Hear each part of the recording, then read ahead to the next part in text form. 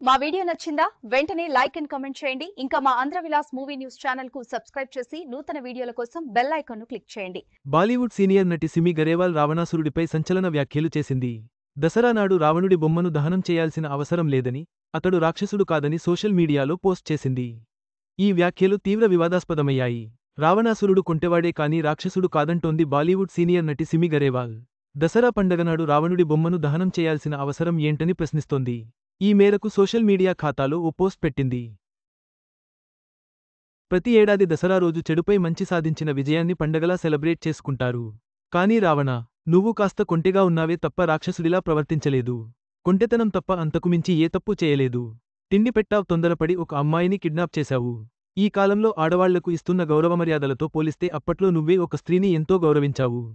ఆమెకు మంచి తిండి, ఆశ్రయం కల్పించావు. తన భద్రత కోసం మహిళా సెక్యూరిటీ గార్డులను నియమించావు. పార్లమెంటులో ఉన్న సగం మంది సభ్యుల కంటే కూడా నువ్వే ఎక్కువ చదువుకున్నావు.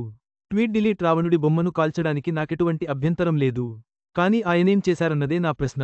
అంతే. హ్యాపీ దసరా అని ట్వీట్ చేసింది. ఈ పోస్ట్పై విమర్శలు వెల్లువెత్తడంతో సదరు ట్వీట్ను డిలీట్ చేసింది. కాగా సిమి గరేవాల్ దో బడాన్, మేరా నామ్ జోకర్, కర్జ్ వంటి సినిమాల్లో నటించింది. యాంకర్గా టాక్ షోలు కూడా చేసింది. కొన్ని సీరియల్స్, సినిమాలకు డైరెక్టర్గానూ వ్యవహరించింది. చదవండి.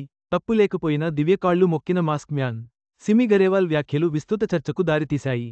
రావణుడు కేవలం కొంటెవాడే తప్ప రాక్షసుడు కాదన్న ఆమె అభిప్రాయం, దసరా సంప్రదాయంపై ఆమె ప్రశ్నలు విమర్శలను తెచ్చిపెట్టాయి. దీంతో ఆమె తన ట్వీట్ను డిలీట్ చేయక తప్పలేదు.